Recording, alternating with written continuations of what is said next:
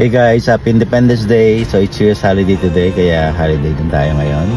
So today is Thursday, tomorrow is Friday. So sipit day, so nagpa tayo ng leave para makapag-schedule ng quick trip to Boracay. Yan, since 3 days 2 nights lang tayo doon. So konti lang yung dala nating gamit. So yeah, dadaling ko sa sasakyan, magpa-park tayo sa airport. So yeah, we're gonna have a quick trip, enjoy the sea and sun, and we're gonna make videos there. See you around, see you later.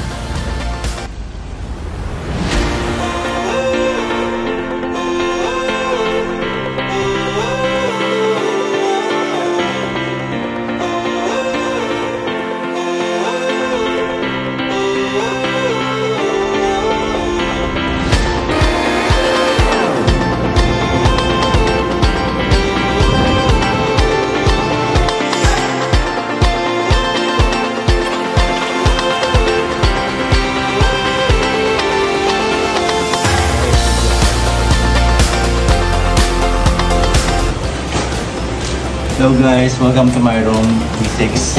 Actually last December dito rin ako. Dito ako naka room B5 katabi lang. Hindi naman siya beachfront pero parang 1 minute walk lang nasa White Beach ka na. So sobrang lapit lang. Free breakfast pa. I got it from Agoda, 1,000 pesos. Tara, tara. So meron siyang double bed. Meron siyang refrigerator. Meron siyang 65 inches na TV na hindi smart TV, Globe TV siya. At of course, bathroom. Yan, importante may bidet at shower. Yan, ganoon lang siya kasimple. Tapos libre na yung mga toiletries. Diba? Huwag ka nang masyadong choosy. Pwede na yan, basta naka-aircon. Diba? Tapos malambot ang kama. Yan, since hapon na tayong dumating dito sa Bora, papahinga muna ako. Medyo hindi maganda yung panahon, medyo umuulan, so definitely walang sunset today. So, balik tayo mamaya. Bye. Hello guys, welcome to my day 1 here in Bora. So, I just arrived. Dumating ako sa hotel 3 o'clock and immediately nag-base lang ako, nag-short, tapos pumunta na dito sa beach. So, 1 minute walk lang yung accommodation ko dito sa beach. So the weather is not giving. Hindi masyadong magandang panahon, medyo umaambon ang buwan. May araw pero umaambon ang buwan. So expected baka walang sunset today. So hopefully bukas meron para naman maganda yung kuha natin sa mga video.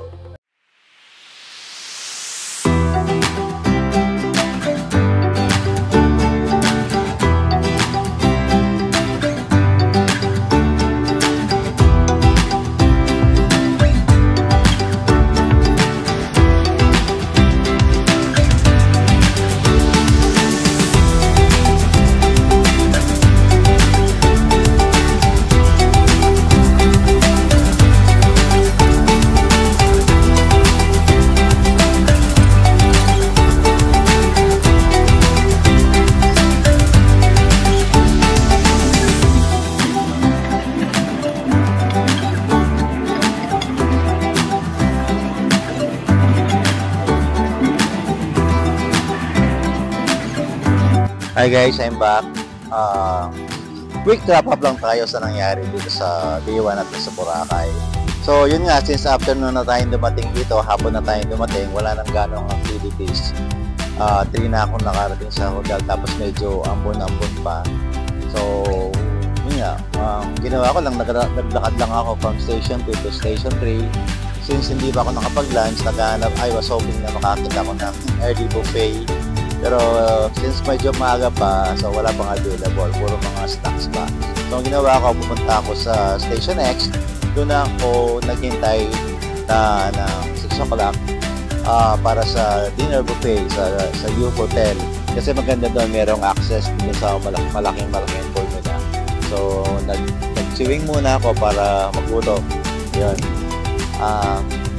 Ano pa pang ginawa ko? So nakapag-shoot ako ng isang video. Pero siyempre sa Sunday ko i-release yun. So I'm planning to shoot mga 3 video, 3 to 4 videos dito. Yun nga.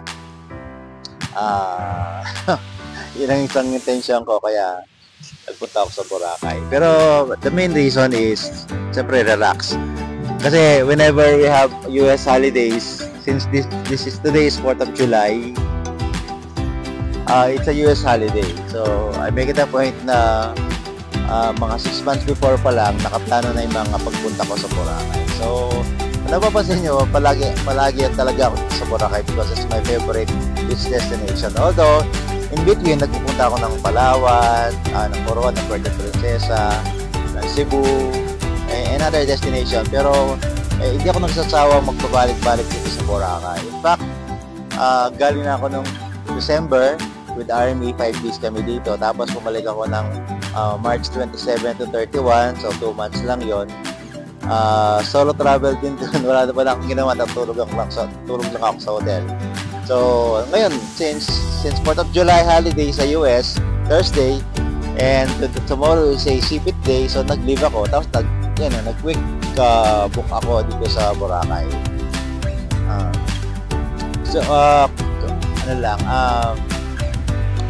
Quick story lang about Boracay.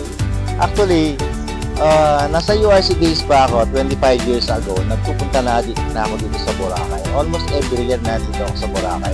Pero for the past mga recent 10 years, talagang every year na dito ako. Minimum yung 2 beses o 3 beses nagpupunta ako sa Boracay in a year. Yun lang. Wala lang, it's my favorite hangout. I feel relaxed and rejuvenated. Tapos I feel energized pagkatapos kong magbora.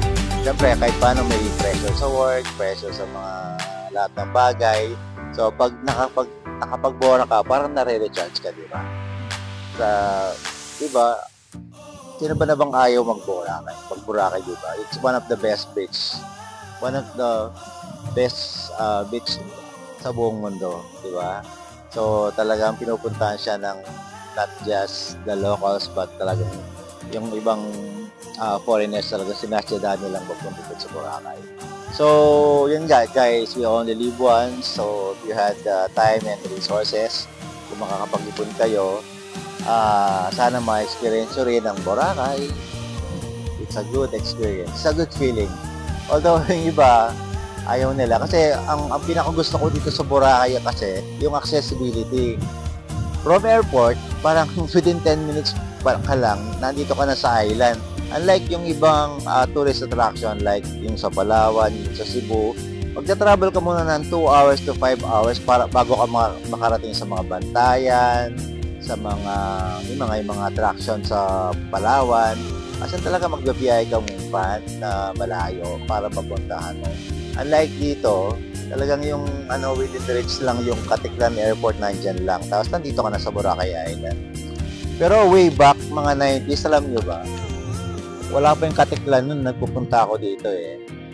Wala pang station 1, 2, 3. Wala pang mga concrete hotel dito. Kubo-kubo lang, tapos bahay-bahay. Yung accommodation talaga, minsan makikitira ka sa mga bahay. Pero nagpapaupa silang kwarto. Ganun lang, wala pang mga aircon. Wala pang mga restaurant, talaga puro mga karinderya lang doon. Ganun lang siya. Very virgin pa yung Boracay noon. Hindi pa siya ganito na very commercialized na siya ngayon. Talagang sobrang ganda na. Pero just the same, maganda pa rin naman ang Boracay ngayon. So, nagkaroon lang siya ng maraming mga establishment na modernized na, maraming mga bars, maraming mga hotels, maraming attraction. Noon, wala pa yung mga water activities. Hindi po sa mga helmet diving noon. Ang pinaka-attraction lang ng Boracay, doon yung island hopping. Yun lang. Pero ngayon, di ba, dami na. Meron mga yacht party, merong yung scuba diving. Although yung pinaka-first activities dito talaga, scuba diving. Tapos magsunuran na yung mga helmet diving, yung mga UFO, yung ibang water activities. Yan. That's a quick trivia about Boracay. So now, sobrang modernized na yung Boracay. So, tapos, ang dami pang airline na nag-o-offer ng cheap na pamasahe papunta dito, di ba?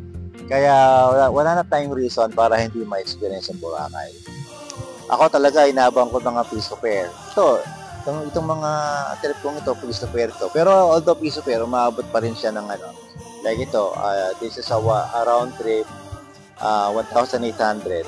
Pero kung regular fare siya, kung hindi siya naka-sale, ako ang pamasahe maybe between 5,000 to 6,000 or it can even goes to up to 12,000 for example it's 1 week before ka mag-book, ganun siya kamahal.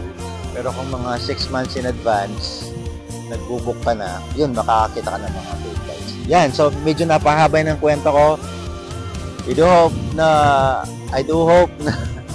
nag-enjoy kayo sa vlog ko. Nag-feeling vlogger ako dito.